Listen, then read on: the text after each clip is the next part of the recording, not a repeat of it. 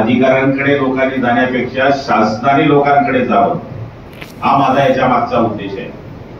किरकोळ कामाकरता लोकांना तहसील ऑफिस, पंचायत समिती, बीडीओ ऑफिस याच्याकरता चक्कर मारावं लागतात आणि विनाकारण त्याला 2-2-3-3 चक्कर मारल्यानंतर त्यांची कामं पूर्ण होत नाही. त्याचे भाड्याचे पैसे वाया जातात, त्याचा वेळ वाया जातो आणि त्याचं काम होत नाही. त्यामुळे शासनाने असं ठरवलं की हे अभियान आपण राबवावं.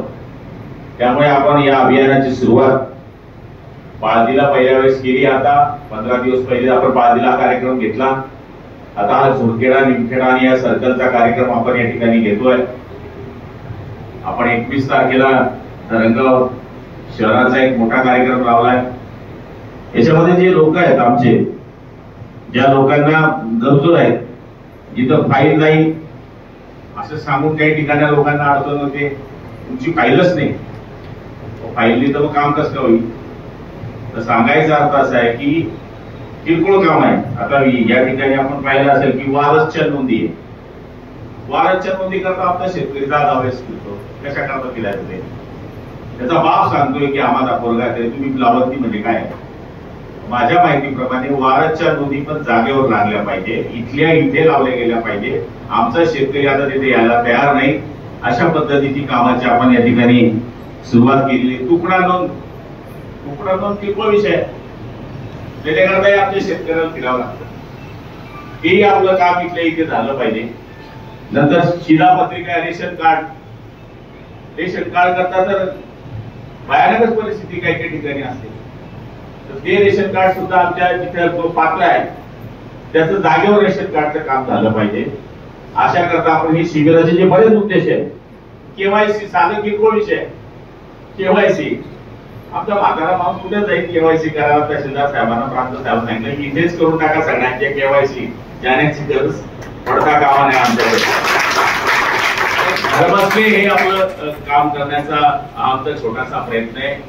आणि याच्यामध्ये माझ्या माय बहिणी आहे, गरीब माय बहिणी आहे, त्यांना बिचारींना समजत नाही, त्यांना काय कुठल्या अधिकाऱ्याकडे जावं माहीत नाही.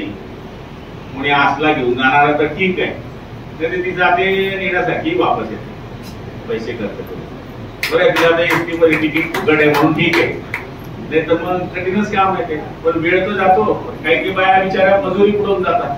आज 200-300 रुपये मजुरी आहे, त्या बुडवून जातात. पण आपण त्याचा अर्थ हाच केलाय. आता उत्पन्नाचं प्रमाणपत्र ते मी घ्यायला मग त्रास होतो.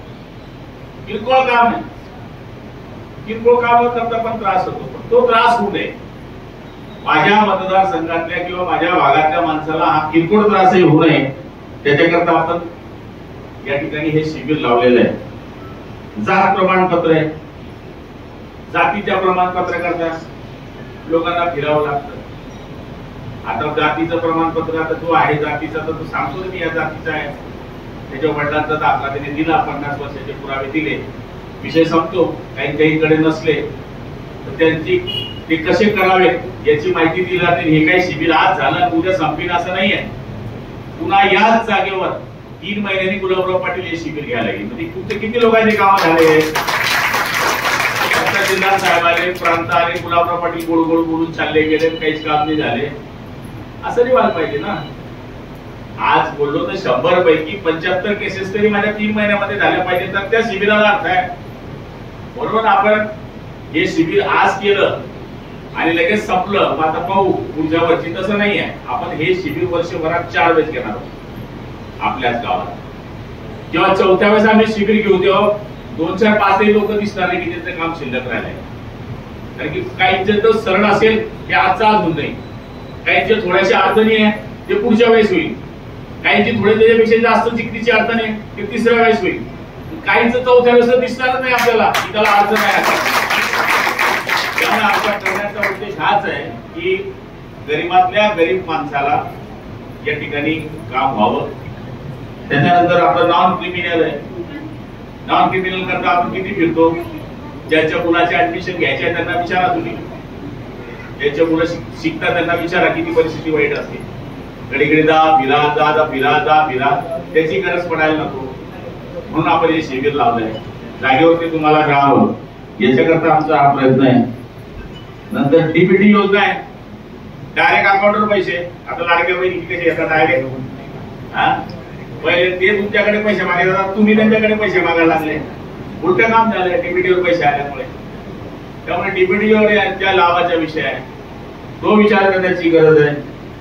नंतर संजय निराधार योजना आहे, त्याची प्रकरण आहे. आत्माच्या बाबतीमध्ये आत्माचे बरेच प्रकरण आहे. आपले गाव पोखऱ्यामध्ये ना, पोखऱ्याकरता पण शिफारस केलेली आहे आणि लवकरात लवकर कृषी अधिकाऱ्यांना सांगितले की पोखऱ्यामध्ये याचा समावेश करण्याची गरज आहे. त्याच्यामुळे आमच्या गावाचा त्याच्यामध्ये फायदा होऊ शकेल. वेगळ्या वेगळ्या योजना घेऊ शकतील. पुढच्या मार्च पर्यंत आपलं गाव हे पोखऱ्यामध्ये आणण्याचा 100% कार्यक्रम आम्ही या ठिकाणी राबवलेला आहे. त्यामुळे ज्या योजना शेतकऱ्यांना मिळाल्या पाहिजे, या छोट्या छोट्या योजनांपासून तर मोठ्या मोठ्या योजनांपर्यंत ही शिबिरं आपण आजच लावतोय असं नाही आहे.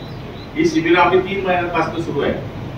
आता आज इथे, काल नशिराबादला होतं, आता इथून मी गेल्यानंतर शिरसुलीला आहे, 21 तारखेला धरणगावला आहे. याच्यामध्ये शिबिरांचा मागचा उद्देश हाच आहे. हे पूर्ण महाराष्ट्रात असं सुरू आहे. हे फक्त जळगाव ग्रामीण मतदारसंघात चालू असं नाही आहे, हे पूर्ण महाराष्ट्रात आहे. पण स्पेसिफिक मी स्वतः लक्ष देऊन हे काम करतोय.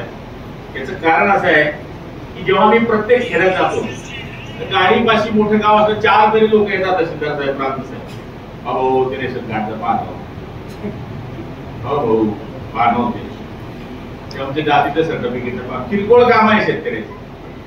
ते पगाराचं पाहावं, पगाराचं व्यास आहे, काही काही पगार भेटतो, बिल्डिंग कडे पाहतो तरी पगार आहे, जोगडेवाल्याला पगार नाही, असा बिल आपला काही ठिकाणी.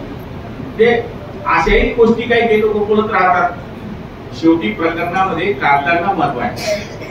तुम्ही कागद दिले तर तुमचं प्रकरण होईल, कागद भेटत नाही. काही काही लोक परस्पर, तहसील ऑफिसचा दोष नाहीये, पण काही काही एजंट आहेत की एजंट पैसे खातात गरीबाचे. ते अशा लोकांचे पैसे खातील, त्याच्या कार्यक्रम ठिकाणावर होत नाही. एका हात जातो, एक तर पाहिजे. म्हणजे माझं बोलणं कडू असेल, कोणाचं घ्यायचं बिल व्हायचं, तिथे झोपडीमध्ये लाईट नाही, तिच्या घराचं तिचं घर गळतंय त्याचं. या गोष्टींची चीड 100% मनामध्ये येते. अशा लोकांना आपण मदत केली पाहिजे, तर ह्या आशीर्वादाने काम होतं. म्हणून हे तहसीलदार साहेब, प्रांत साहेब, कृषी अधिकारी, शिक्षणाधिकारी, सगळे मंडळी इथे बोलवलेली, हे सगळे टेबल जे लावले हे आपल्या करता आहे. आजच्या दिवस थोडंसं काम टाळा. वाप काही नाही यंदा, आता वाप नाही वावर ही वाप करलो द्या. हे काम करून घ्या तुम्ही, हे काम करून घ्या. हे कायमचं कामाचं आहे.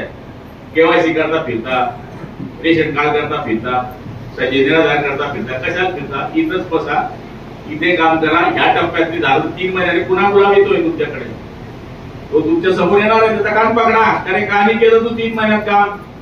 मी बसतोय तर तुमचं ऐकायला. फक्त हात जोडून विनंती आहे की आपली जी प्रमुख मंडळी आहे, तुम्ही जी सगळी, तुम्ही आता बॅनरवाले निवडून आले, तुम्ही धोतर घालतात, कधी चड्डी घालतात, तुम्हाला काही समजलं. सांगायचा अर्थ असा आहे की सगळे ग्रामपंचायत वाले असतील, सोसायटी वाले असतील, गावाचे नेता मंडळी असतील, पक्षापेक्षा आपला काहीच नाही. इथे आपल्याला फक्त काम करायचं आहे. बाकी कोण माणूस आहे, कुठला आहे, हा विचार डोक्यात ठेवायचा नाही. काम करायचं, कोणाच्या काम करायचं. मला खात्री आहे की या शिबिरामध्ये बराच काही काम होईल आणि मला तरी असं वाटतं की आपल्या चेहऱ्यावर जे समाधान झालं, हे काम झाल्यावर, तर या समाधान शिबिराचा उद्देश पूर्ण झाला असं मला या ठिकाणी वाटतं. आता आपण सगळेजण आपल्या लाभाकरता थांबलेले आहेत. मलाही शिरसोलीला जायचं आहे. आपण सगळ्यांनी शांततेत, आपण काय करतो, लग्नाच्या पंक्तीसारख्या पहिल्याच पंक्तीत जो बशीत तो झाला असं नाही पाहिजे. एबीपी माझा, उघडा डोळे बघा नीट.